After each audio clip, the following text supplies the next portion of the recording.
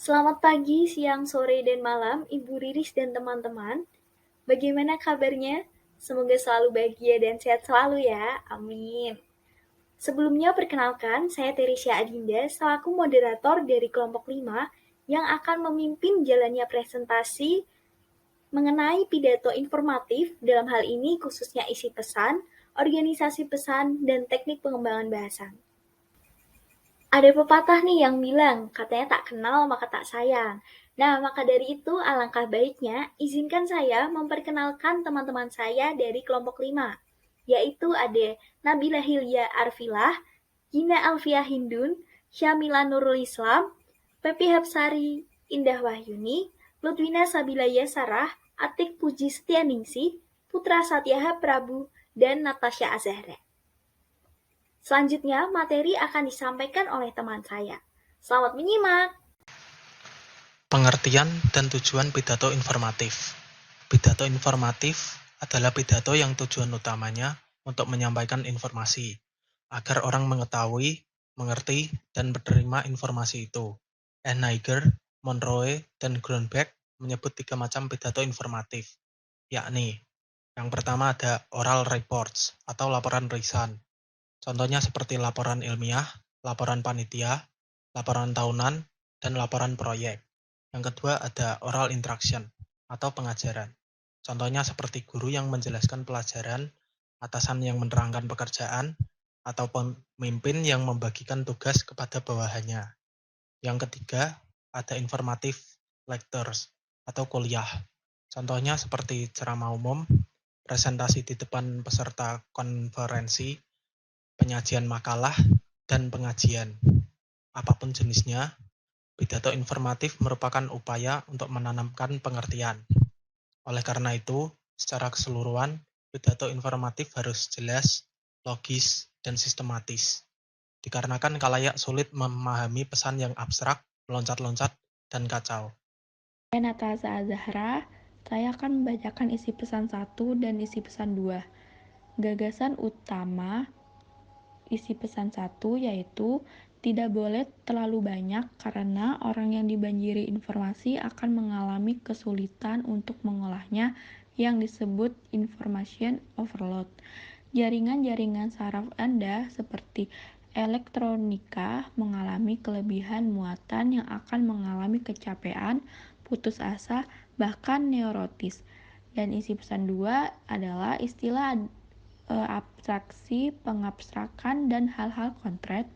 Agresif adalah abstraksi untuk tindakan-tindakan seperti menyerang, membanting pintu, mengucapkan kata-kata kasar, melawan, dan sebagainya. Ada beberapa istilah untuk menjelaskan. Pertama, menggunakan definisi dalam kamus atau apel adalah buah yang merah, bulat, keras, dan berair. Kedua, menjelaskan makna yang menceritakan asal-usul kata atau risiko berasal dari kata Inggris risk, tetapi X berasal dari kata Arab risk. Orang yang ingin mendapat rezeki harus berani menghadapi resiko. Ketiga, menjelaskan makna konsep dengan menyebutkan apa yang tidak termasuk atau ijtihad, bukan mengambil keputusan dengan gampang, bukan sekedar teks Al-Quran dan hadis, bukan juga sekedar menggunakan logika.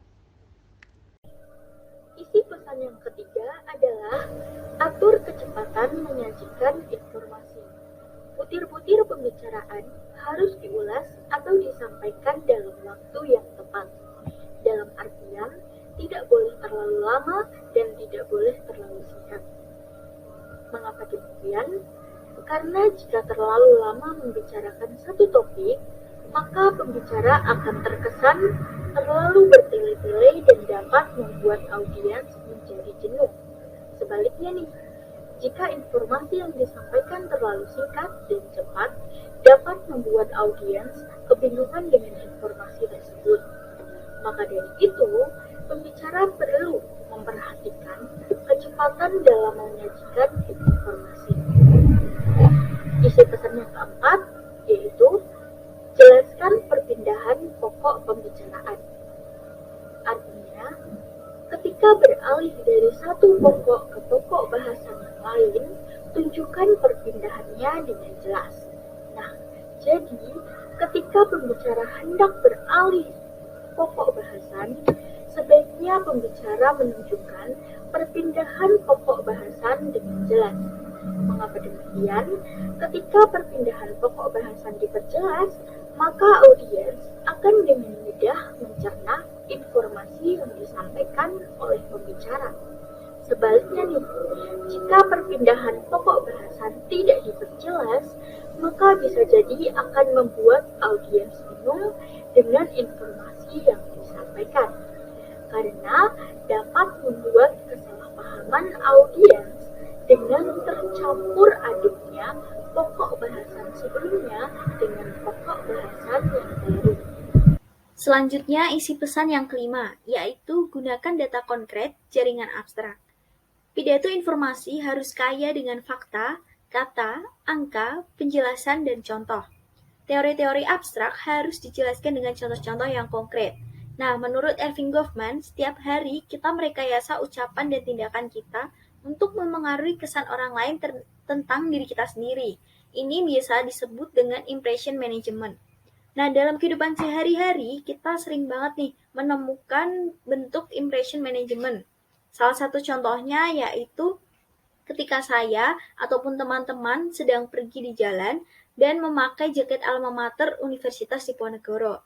Nah, hal ini menunjukkan bahwa kita merupakan mahasiswa dari Universitas Diponegoro.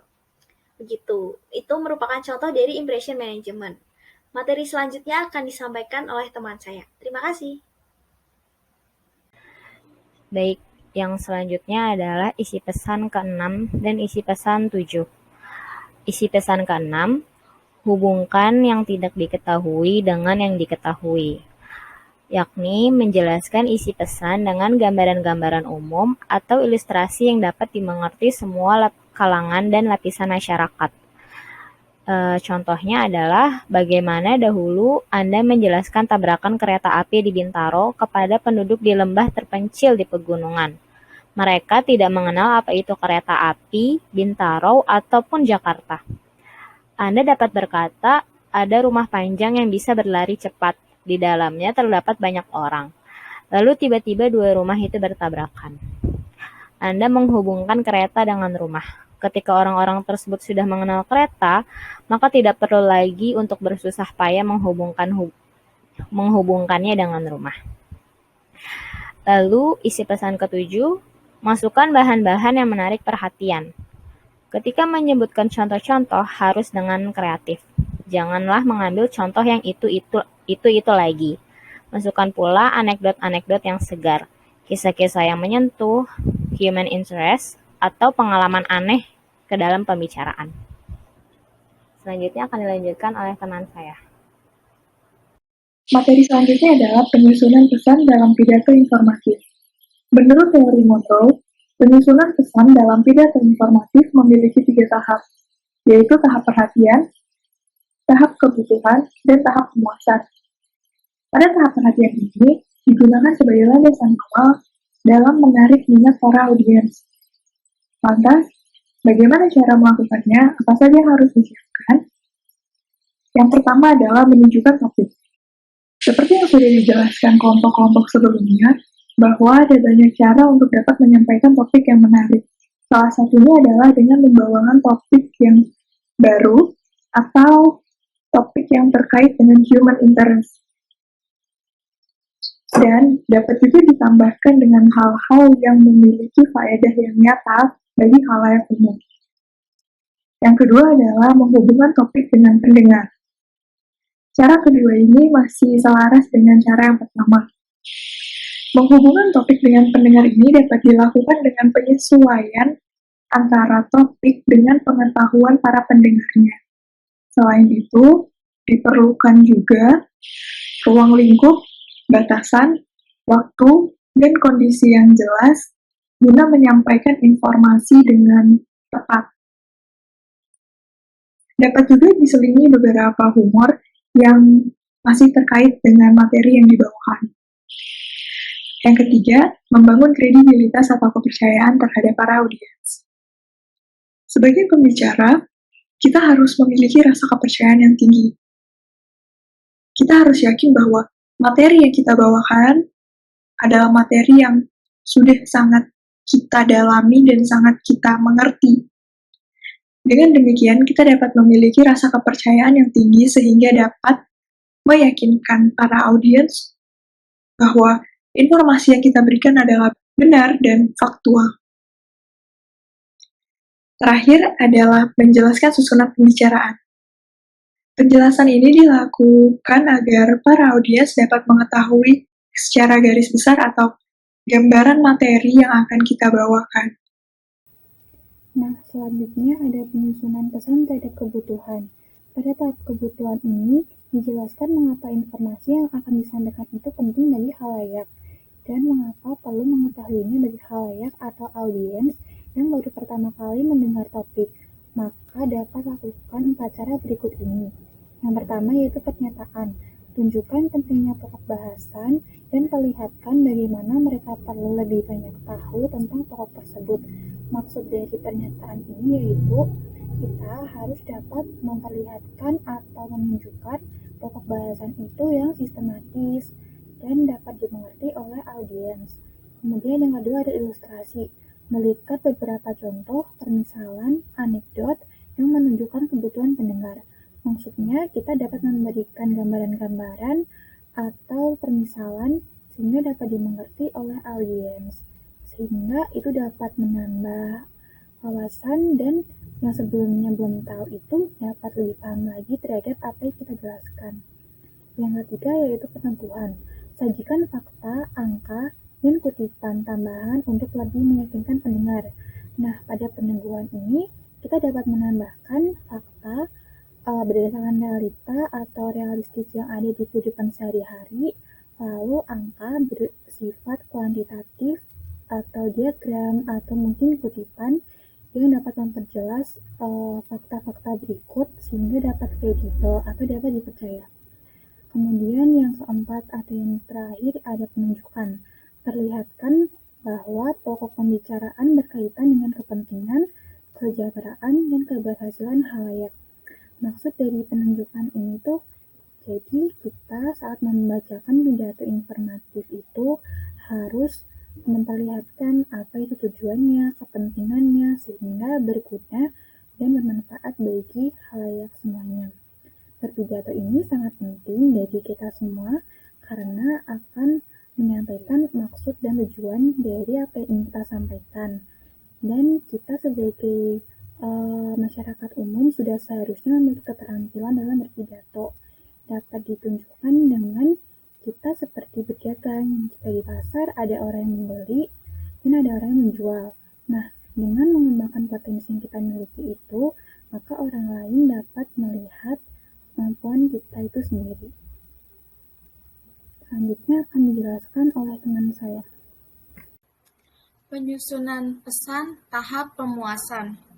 Dalam tahap penyusunan pesan yang dikemukakan oleh Monroe, komunikator menjadi penyampai informasi itu sendiri. Misalnya, di sini Anda menjelaskan keterampilan berpidato yang Anda sebutkan di awal pembicaraan.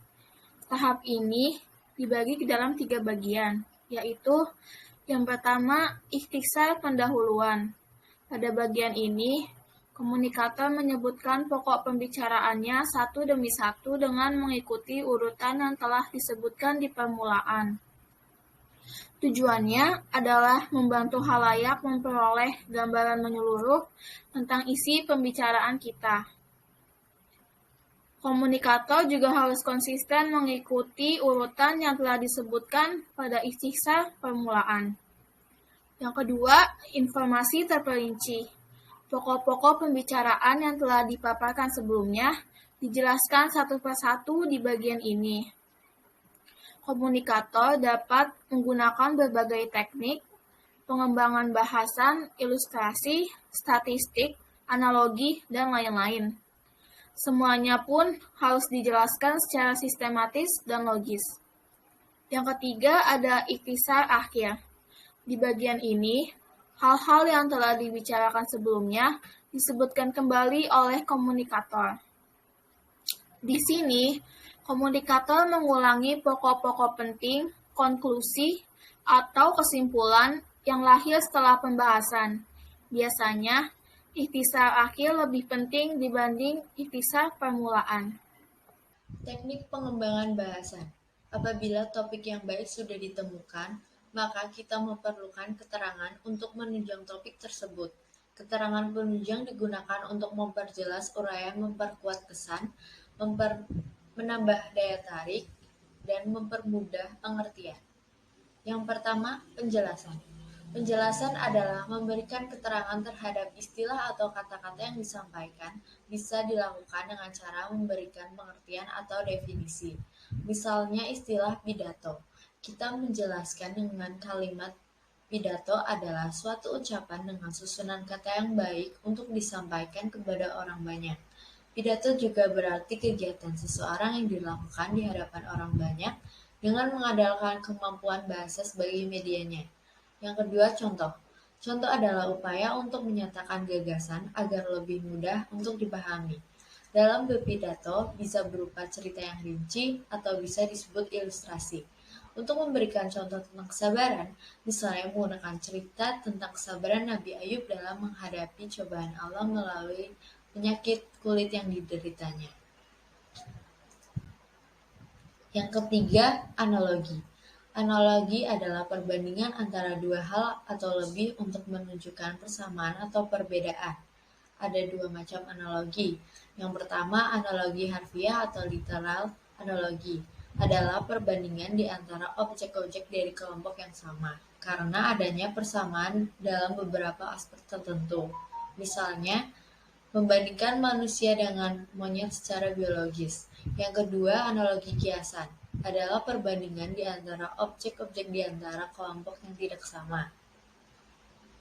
Yang keempat, testimoni. Testimoni adalah pernyataan ahli yang dapat kita kutip untuk menunjang dalam pembicaraan yang kita bahas. Pendapat ahli itu dapat diambil dari pidato seorang ahli, tulisan di surat kabar, acara televisi, dan lain-lain, termasuk kutipan dari kitab suci, hadis, dan sejenisnya. Contohnya mengutip dari buku The Modern Romance. Dunia ini yang sakit dan kacau, penuh perpecahan dan kekacauan tanpa penyesalan adalah produk pemimpinnya. Pada 1964, Dr. Benjamin M. Mize, rektor Morehouse College Atlanta, Georgia, berkata di depan konferensi di Universitas Michigan, "Kita memiliki lebih banyak orang terpelajar dan zaman apapun sepanjang sejarah. Kita punya lebih banyak orang-orang bergelar sarjana, tetapi kemanusiaan kita adalah kemanusiaan yang berpenyakit. Bukan ilmu yang kita punya, ilmu punya kita. Kemanusiaan memerlukan sesuatu yang bersifat rohania." Yang kelima, statistika. Statistika adalah angka-angka yang dipergunakan untuk menunjukkan perbandingan kasus dalam jenis tertentu. Statistika diambil untuk menimbulkan kesan yang kuat, memperjelas, dan meyakinkan. Misalnya untuk melukiskan betapa bobroknya akhlak generasi muda di Indonesia. Seseorang menggunakan kalimat, "Wahai saudara-saudara, menurut ahli penelitian, saat ini lebih 65% remaja di Indonesia telah melakukan hubungan seks sebelum menikah." Yang keenam, perulangan. Perulangan adalah menyebutkan kembali gagasan yang sama dengan kata-kata yang berbeda, yang berfungsi untuk menegaskan dan mengingatkan kembali. Contohnya pada uraian tanggung jawab, esensi mahasiswa. Berkata, mahasiswa pada hakikatnya bukanlah manusia rapat umum, melainkan manusia penganalisis. Bukan semata-mata pemburu ijazah, melainkan seharusnya merupakan menghasil gagasan atau ide yang disajikan dalam bentuk pemikiran yang teratur, yang banyak sedikitnya sesuai dengan hakikat ilmu pengetahuan dalam bagian lain. Dr. Yusuf mengulang kembali pernyataan sebagai berikut. Dengan uraian di atas ini, kiranya menjadi jelas bahwa kalaupun mahasiswa hendak menjadikan dirinya satu faktor kemasyarakatan yang menentukan, maka faktor kekuatan penalaran dan pikiran individual. Hendaknya disadari bahwa penalaran yang korek sekaligus juga merupakan dasar yang kuat untuk keluhuran dan kemantapan budi pekerti. Berkaitan dengan faktor esensi ini, maka identitasnya yang hakiki adalah manusia penganalisis. Selanjutnya adalah teknik pengembangan bahasa dalam pengantar. Langkah pertama yang dapat dilakukan yaitu dengan cara menarik perhatian. Dalam berbicara, satu kalimat, setelahnya kita bisa gunakan hentian panjang untuk memusatkan perhatian. Kita juga bisa mengajukan pertanyaan retoris. Dengan mengajukan pertanyaan, kita bisa memancing jawaban dari pendengar atau audiens. Kemudian, kita juga bisa mengutip statistik yang mengejutkan, menceritakan kisah atau anekdot, dan membuat humor. Cara kedua yang dapat dilakukan yaitu mengumumkan topik. Pada saat berbicara, kita bisa menyebutkan topik secara langsung dan mendekati topik secara tidak langsung dari cerita hipotesis. Cara ketiga yang dapat dilakukan yaitu dengan menegaskan relevansi. Kita bisa menjelaskan mengapa Anda memilih topik tersebut. Lalu, tunjukkan bagaimana topik bisa mempengaruhi khalayak. Perlihatkan juga bagaimana khalayak dapat menggunakan informasi tersebut. Nyatakan bagaimana khalayak dapat menarik keuntungan serta hubungkan dengan situasi pembicara atau acara yang sedang berlangsung. Cara keempat yang dapat dilakukan yaitu dengan membangun kredibilitas. Dengan cara, tegaskan siapa Anda. Jelaskan alasan pribadi mengapa Anda berbicara. Lalu, tunjukkan latar belakang yang relevan dengan topik yang Anda bawakan. Perlihatkan juga pengetahuan, pengalaman, good sense, dan goodwill. Tampakkan semangat dalam suara dan cara. Cara yang terakhir yang dapat dilakukan yaitu dengan menyusun pesan. Sebutkan cakupan yang akan dibahas. Lalu, tunjukkan susunan pokok bahasan Anda dan gunakan perpindahan gagasan yang jelas dalam berbicara. Nah, ini merupakan daftar pustaka yang kami gunakan untuk menyusun materi dari presentasi kali ini. Wah, tak terasa ya teman-teman, presentasi dari kelompok 5 telah usai. Saya mengucapkan terima kasih kepada teman-teman saya anggota kelompok 5 yang telah bersedia mempresentasikan hasil diskusinya kali ini. Tak lupa juga saya mengucapkan terima kasih kepada Ibu Riris dan teman-teman Sastra Indonesia Angkatan 2020, khususnya kelas B, yang telah berkenan untuk menonton video ini dan menyimak presentasi dari kami anggota kelompok 5. Sebelum saya menutup presentasi kali ini, saya punya pantun spesial nih buat Ibu Riris dan juga teman-teman yang sedang menonton video ini. Buah mangga buah delima, semuanya habis dimakan oleh Ilham. Sekian presentasi dari kelompok 5. Silakan bertanya jika ada yang kurang paham. Akhir kata, saya Teresia Adinda Paramita Maharani Putri, selaku moderator dari kelompok 5, izin pamit undur diri. Terima kasih dan sampai jumpa.